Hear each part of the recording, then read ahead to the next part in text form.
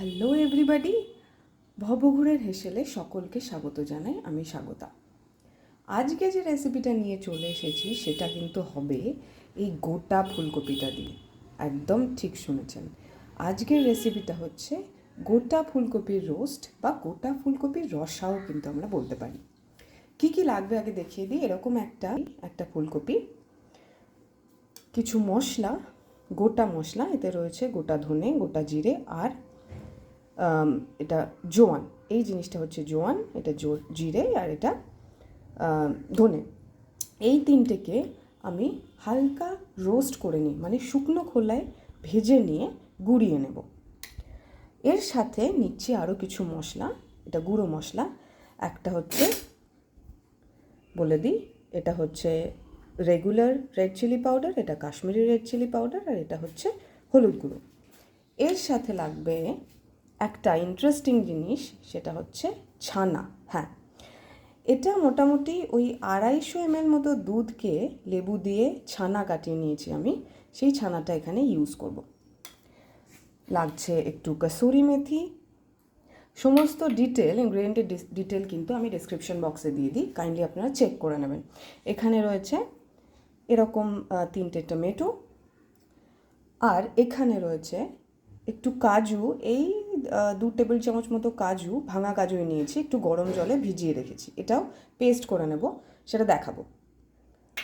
আর এখানে রয়েছে এই 1 কুচি মতো আদা আর গোটা 4 কাঁচা লঙ্কা। আর একটা ইন্টারেস্টিং জিনিস এখানে আমি ইউজ করব, সেটা হচ্ছে এই জলটা। এটা কিন্তু সাধারণ জল নয়। এখন এই সংক্রান্তির সময়ে, পৌষ সংক্রান্তির পর থেকে তো নানা রকম পিঠে পার্বণ শুরু হয়ে গেছে, পিঠে উৎসব। তো নারকেলের জল অনেক সময় অনেক বেঁচে যায়, তাই না? তো এই নারকেলের জলটা কিন্তু এই রেসিপিতে আমি ইউজ করব। সব মিলে বেশ অন্যরকম খেতে লাগবে। চলুন রান্নাতে চলে যাই। আচ্ছা, রান্নার বাকি যে মশলার প্রিপারেশন, মানে বাটা মশলাগুলো বাটা, এই সমস্ত যতক্ষণ না করছি গুঁড়ো করা, এর মাঝখানে আমি একটা কাজ করছি। এই রকম একটা হাঁড়িতে, এটা একটা অ্যাকচুয়ালি প্রেশার কুকার কাম হাঁড়ি, এটা আমার খুব কাজে লাগে। এতে আমি বেশ দেখুন আধ হাঁড়ি মতো জল গরম করতে দিয়েছি, বেশ ফুটন্ত গরম জল। এতে আমি গোটা ফুলকপিটা এরকম যে ফুলগুলো যে দিকটা রয়েছে সেই দিক করে ডুবিয়ে দেব, দিয়ে একটু ভাপিয়ে নেব। মোটামুটি একটু নরম হয়ে যাবে ফুলকপিগুলো, ফুলকপির ফুলগুলো, তারপরেই কিন্তু তুলে নেব। তো এটাকে এরকম ঢাকা দিয়ে দিলাম, দিয়ে মিডিয়াম ফ্লেমে আমি মোটামুটি মিনিট 5-6 মতো এটাকে হতে দেব। তারপরে চেক করে নেব, যদি নরম হয়ে যায় তো আমি এটাকে তুলে নেব। আচ্ছা, এইখানে দেখিয়ে দিই, এই যে মশলাগুলো গুঁড়ো করা হয়ে গেছে, জিরে, ধনে আর জোয়ান। এবারে আমি এই যে ছানাটা, কাজুগুলো জল থেকে তুলে নেব।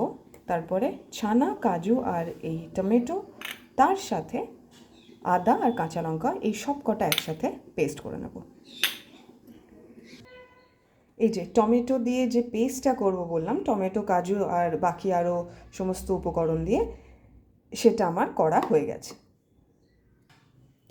আচ্ছা, এর মধ্যে দেখিয়ে দিই যে ফুলকপিটা যেটা একটু ভাপাতে দিয়েছিলাম সেটাও কিন্তু ভালোভাবে ভাপানো হয়ে গেছে।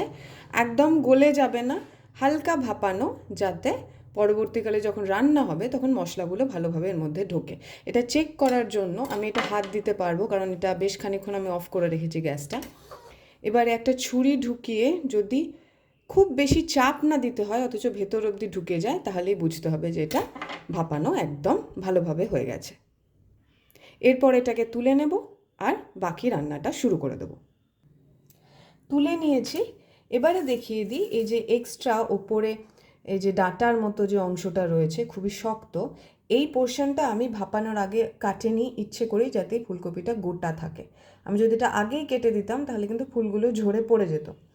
এই যে এক্সট্রা পোর্শনটা, এটাকে কিন্তু আমি এখান থেকে কেটে দেবো, আর এই যে পাতাগুলো এগুলোকেও কিন্তু আমি কেটে দেবো। এই যে এক্সট্রা যে পোর্শনগুলো আমার এখান থেকে কেটে নেওয়া দরকার, আমি কেটে নিয়েছি। এবারে রান্নাতে চলে যাব। এখানে কড়াইয়ে প্রায় 2 টেবিল চামচ মতো সর্ষের তেল আমি এখানে গরম করে নিয়েছি। সর্ষের তেল ইউজ করছি এই রান্নাটাতে। এই রান্নাটা বরাবরই আমি সর্ষের তেলেই করে থাকি, আজকেও সর্ষের তেলেই করছি। তেলটা গরম হয়ে গেছে। এরপরে এই যে ফুলকপিটা আমি একটুখানি এই তেলে ভেজে নেব। এটাকে এইভাবে প্রেস করে দিচ্ছি। এটা একটু ভাজা হোক একদিকটা, তারপরে উল্টে দিয়ে আর একদিকটা একটু ভাজবো, তারপরে এটা তুলে নেব। আচ্ছা দেখুন, একদিকটা খুব সুন্দরভাবে ব্রাউন হয়ে ভাজা হয়ে গেছে, আমি উল্টে দিয়েছি, অন্য দিকটাও আমি এভাবে ভেজে নেব। দেখুন দুটো দিকই কিন্তু ভালোভাবে ভাজা হয়ে গেছে, এরকম ব্রাউন, ডার্ক ব্রাউন কালার এসছে দুদিকেই। এবারে আমি এটাকে তুলে নেব আর বাকি রান্নাটায় চলে যাব।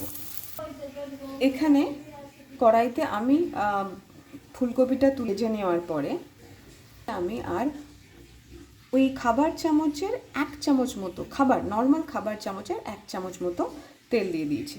এরপরে আমি এখানে বাকি সমস্ত ইনগ্রিডিয়েন্টগুলো দিয়ে দেবো। এই রান্নাটাতে আলাদা করে আর কোনো ফোড়ন দিচ্ছি না। তেলটা গরম হয়ে গেছে, এবারে আমি এই যে টমেটোর পেস্টটা এটা আমি দিয়ে দেবো এতে। এই পেস্টটাতে আছে, আবারও একবার বলে দিই, টমেটো, কাঁচা লঙ্কা, আদা, ছানা আর কাজু। এটা একটু নেড়ে চেড়ে নিয়ে আমি এতে এই গুঁড়ো মশলাগুলো দিয়ে দিচ্ছি। গুঁড়ো মশলাটায় দিলাম হচ্ছে Kashmiri red chilli powder, regular যে ঝাল রেড চিলি পাউডার হয় সেটা, আর হলুদ গুঁড়ো। এরপরে আমি এতে এই যে মশলাটা ড্রাই রোস্ট করে শুকনো খোলায় ভেজে গুঁড়িয়ে রেখেছি এটা দিয়ে দেবো। এই মশলাটা আমি আপাতত খাবার চামচের 1.5 চামচ মতো দিচ্ছি। এবার এতে স্বাদ মতো নুন দিয়ে দেবো,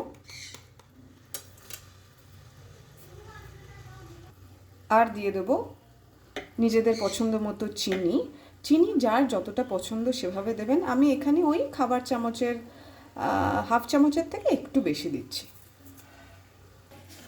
এই সমস্ত ব্যাপারটা আরও কিছুক্ষণ ভালো করে নেড়ে চেড়ে নিয়ে তারপরে এতে পরিমাণ মতো জল দিয়ে ফুটতে দেবো গ্রেভিটার জন্য।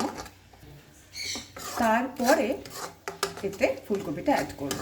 তবে এখন আরও একটুখানি নেড়ে চেড়ে নিই, তারপরে জল অ্যাড করব। জল বলতে আমি এখানে এই যে কোকোনাট ওয়াটার, যেটা নারকেলের জলটা, সেটার হাফ দিয়ে দেবো। হাফ কোকোনাট ওয়াটার যে বললাম, এটা কিন্তু একটা বড় সাইজের নারকেলের জল যতটুকু বেরিয়েছিল সেই জলের হাফ আমি দিয়ে দিলাম। আর আরও খানিকটা আমি নর্মাল খাবার জল দেব, এই মোটামুটি 1 কাপ মতো। জলটা ভালো করে মিশিয়ে নিয়ে এবারে গ্রেভিটাকে একটু ফুটতে দিতে হবে, তারপরে ফিরে আসছি। দেখুন গ্রেভিটা কি ভালোভাবে ফুটে গেছে। এবারে আমি এতে ফুলকপিটা দিয়ে দেবো। এই যে ভাজা ফুলকপিটা এতে আমি দিয়ে দেবো। একটু গ্রেভিগুলো ওপরে ঢেলে দিচ্ছি সাইড থেকে তুলে তুলে। এবারে ফুলকপিটা গ্রেভিতে দিয়ে দেওয়ার পরে একটা ঢাকা এর ওপরে চাপিয়ে মিডিয়াম ফ্লেমে আমি এটাকে রেখে দেব। একটুখানি ফুলকপিটা নরম হবে, আরও একটুখানি, তারপরে ফুলকপিটাকে উল্টে দেব, দিয়ে বাকি রান্নাটা শেষ করব। আপাতত এটা ঢেকে দিয়ে মোটামুটি ধরুন মিনিট 7-8 এইভাবে রেখে দেবো মিডিয়াম ফ্লেমে। প্রায় 7 মিনিট পরে আমি এবার ফুলকপিটা উল্টে দেবো, কারণ ফুলকপিটা বেশ ভালো রকমের নরম হয়ে গেছে। উল্টো দিকটাও আমি গ্রেভিতে ডুবিয়ে আর খানিকক্ষণ রাখবো, তাই আমি এটাকে উল্টে দিচ্ছি। ফুলকপি কিন্তু ভালো রকমের নরম হয়ে গেছে। এটাকে উল্টে দিই, তারপরে ঢাকা দিয়ে দেবো। ফুলকপিটা উল্টে দিয়েছি। এবার আমি এতে 1/2 কাপ মতো জল, নর্মাল খাবার জল অ্যাড করছি। বাকি যে কোকোনাট ওয়াটারটা আছে সেটাও আমরা ইউজ করব একদম শেষে। তবে এখন আমি 1/2 কাপ মতো নর্মাল জল দিয়ে দিচ্ছি। একটু ফুটে যাক, তারপরে ঢাকা দিয়ে দেবো। ফুটে গেছে। এবার আমি গ্যাস কমিয়ে মিডিয়াম ফ্লেমে করে আবার ঢাকা দিয়ে মিনিট 3-4 রাখবো। ব্যাস, মিনিট 4 পরে ফিরে এলাম। ফুলকপি একদম সেদ্ধ হয়ে গেছে, গ্রেভি অলমোস্ট ঠিক হয়ে গেছে। তবে এটাতে আমি আরও একটু জল অ্যাড করব, সেটা কিন্তু এই নারকেলের যে বাকি জলটা আছে সেটা। তারপরে রান্নাটাকে ফিনিশ করব। নারকেলের বাকি জলটা দিয়ে দিচ্ছি আমি।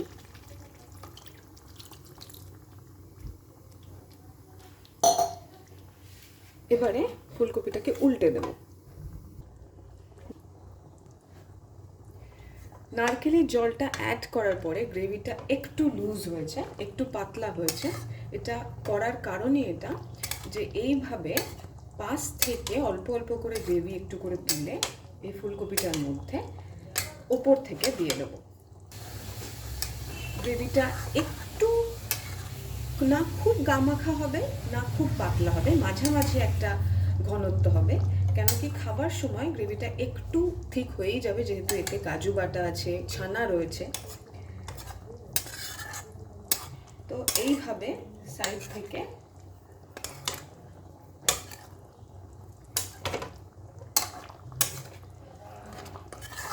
দিতে দিতে এবারে আমি স্যাটিসফাইড, পুরো ফুলকপিটা গ্রেভিতে কিন্তু ভালোভাবে কোট হয়ে গেছে। এবারে আমি আরও 1 চামচ মতো শুকনো খোলায় ভাজা মশলাটা করে রেখেছিলাম, গুঁড়ো মশলা, জোয়ান, ধনে আর জিরে দিয়ে, সেটা আমি দিয়ে দেবো।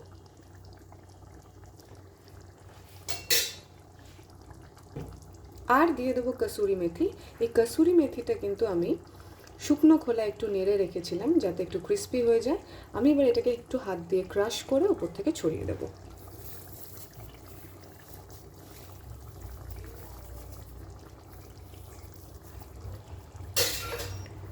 এবারে আমি গ্যাস অফ করে দিলাম।